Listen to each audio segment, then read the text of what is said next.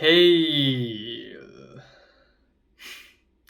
what's up? It's the Culture Detective here investigating your favorite animes, and today I'm going to be doing an anime review on Osama Ranking, or Ranking of Kings, a very new anime that came out in late 2021 and then continued on to 2022. It is adapted from an anime. The anime is adapted from a manga written and illustrated by Toka Sosuke, and then it is adapted into an anime by Wit Studio. And this is Osama Ranking, which ended about a month and a half ago, and I finally finished watching it. I watched the last 7 episodes yesterday. I haven't watched in my life so many anime episodes in one day before, but here I am. So, Osama Ranking is a story set in medieval place, some fictional medieval world that's inspired by medieval England, and not even in an isekai way with the fairies and the demon girls and the harems. It is tried and true English medieval folk tale with giants and people who does magic. It just doesn't feel like a Japanese interpretation of it, which I really like. But essentially, we have King Boss, who is the king of a kingdom. He's big, he's gigantic. However, his son, who is the main character, Boji, is very weak, small, doesn't speak, doesn't hear apparently, and also can't hold anything because he is really weak. He can't wield a sword, he can't hold a rock, he can't do anything.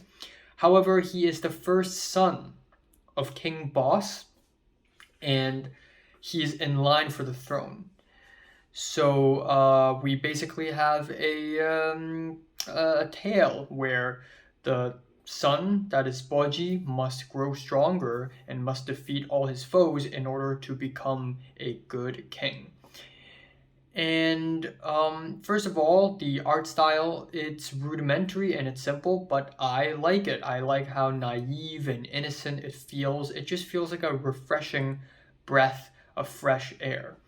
I think the OP and the EDs for both the first half and the second half, because it is actually split into two halves, two cores, I think they're both alright. I mean, the OP of the first OP is really lighthearted and fun, and it's nice, but the animation of the OP isn't really all that great or anything, in my opinion, nor are the EDs. Let's move on to what I like about this anime first. This anime is, as expected, a really heartwarming and wholesome anime. It is a tear jerker because Boji, right off the bat, gets bullied. He gets laughed at. Everybody hates him because he's weak. And then he finds a friend called Kage, which literally means shadow, but Kage is literally a black blob of stuff on the ground. And Kage became Boji's friend. And together they help each other out, especially Kage helping Boji out.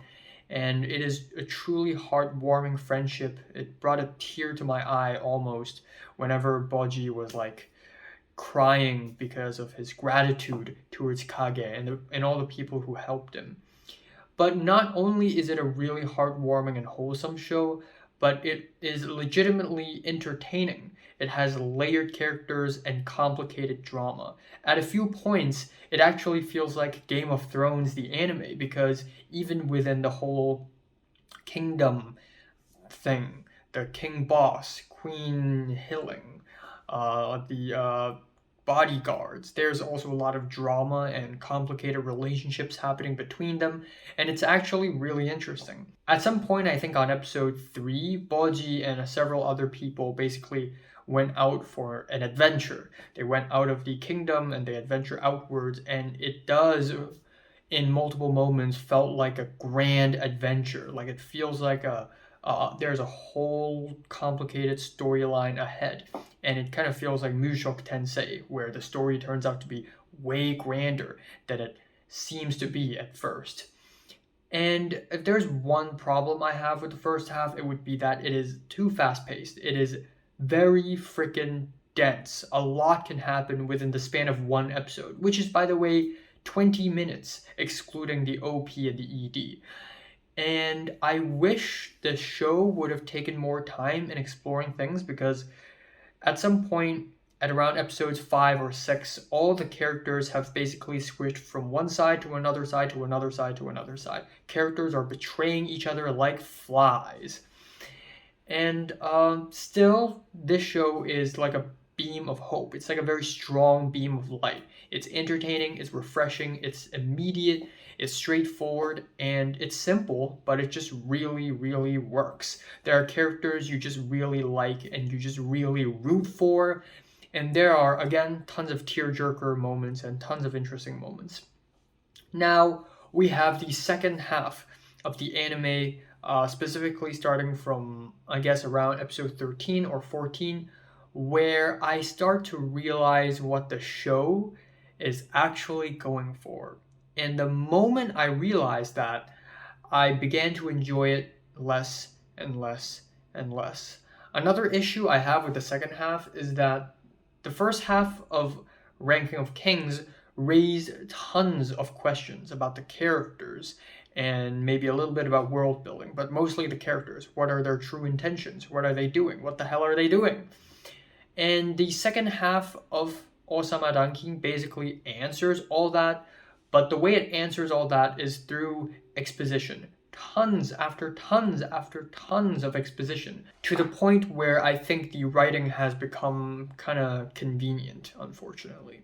So I'm going to actually get into spoilers here, because a lot of the problems I have with Ranking of Kings are spoilers. So if you haven't watched Ranking of Kings, skip to the end, look at the score. If you have, well, let's talk about Miranjo's flashback. So Miranjo is the mastermind behind all this chaos. She is the magical mystery lady in the mirror, because she died and her soul got transported into a mirror.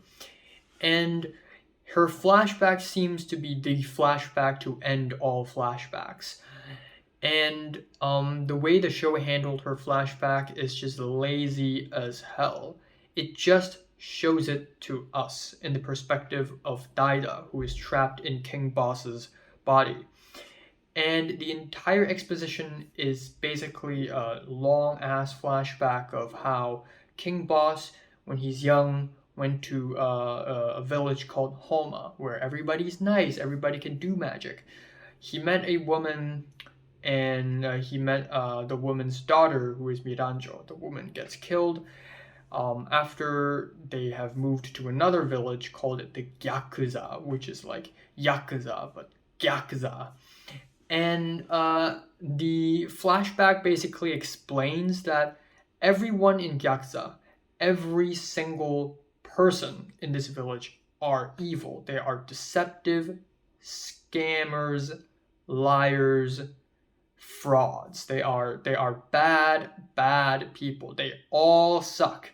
And because of that, they hurt Miranjo, and they betrayed Homa, and now King Boss is mad and decides to rescue Miranjo and wants to grow strong. And that's basically it. And that is Miranjo's backstory. And that's basically the redemption of Miranjo, is that apparently her past is revealed to be very sad and miserable. But the way the story treated Gyakuza is just really blunt. I mean, it literally says in the flashback, word for word, that everyone in Gyakuza are evil. Now, for a show that has so many complicated and layered characters, that has moral ambiguity, especially in the first half with characters like Bebin and Domas, the way they treated the Gyakuza village is just not very nuanced, nor very well written at all. Another thing I dislike, actually the biggest thing I dislike about this anime, is that nobody dies.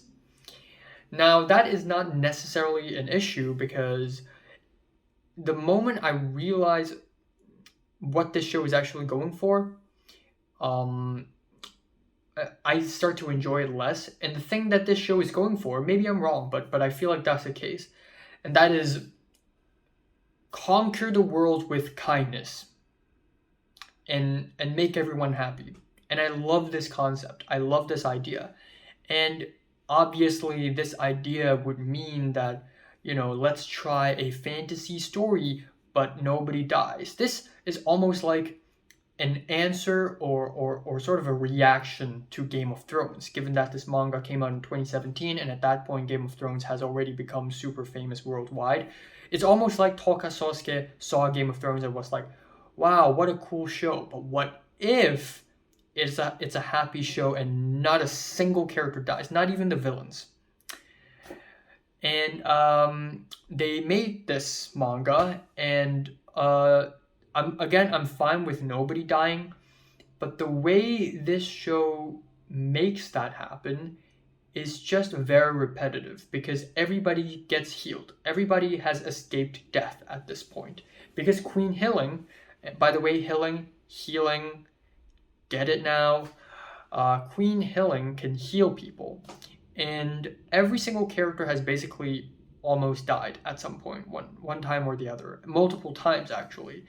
But they all get healed by Queen Healing at the end, and they all survived at the end. Nobody died, not even the villains. They all survived. The only person who actually died is King Boss at the very end, but it wasn't even like a gruesome death or anything. His soul just floated in the sky. And of course, several other people also died, but they all died off screen. Like, it didn't happen in this period of time that the story took place in, like Baji's mom, who actually died, but that was before the taking place of the actual story. So nobody actually dies. Everybody gets saved. Bebin gets killed. Psych, it's a fake body. He didn't die. Boji gets pushed down into a pit of fire. Guess what? He got saved. The character of Dorshi, who literally gets killed 4 times, he gets revived 4 times. Miranjo, who at the end gets devoured by the devil, gets revived, because why not? Everybody gets revived. It just takes away all the stakes. And the last few episodes of this anime is basically a series of, oh, I'm actually a very kind character and I want everybody to be happy. And all the other characters in that place will react by doing this shock face. Ugh. And that happens again and again and again and again and again and again and again, to the point where the more I see a scene like this, the less I take the story seriously. I just can't do it anymore. It's so convenient. It's so predictable at the end. It's just like, oh, come on. Okay. Daida's back. I'm gonna predict that he's gonna become nice. Okay. And yeah, that's character growth, but it doesn't grow this fast, right? Which leads to Boji, the main character. He did grow stronger in the first half, which is amazing. But after he had become the strongest person in the world, there's not much left for him as far as a journey goes or character development goes. He's just a really good boy, and that's it. That's all it for his character. And also, there's no conclusion to characters like Desha or Olgen. So maybe there's going to be season 2. Maybe season 2 is going to resolve some of that. But just judging by season 1 alone, with how Desha and Olgen's storylines ended, it just doesn't feel all that conclusive at all. So yeah, I mean, now that I'm complaining so much, I feel like this anime is just very freaking overhyped. But at the end, I have to admit, the first half of Osama Ranking is indeed extremely good. It's just that the second half kind of made it underwhelming for me, unfortunately. So yeah, I'm sorry. Osama Ranking, it's a good anime with a good premise, but it just doesn't end off very well. Feeling a strong 6 to a generous, light 7 out of 10. Yeah. So have you watched Ranking of Kings from 1 to 10, which is rated? Like it, and subscribe if you want more. And thanks for watching.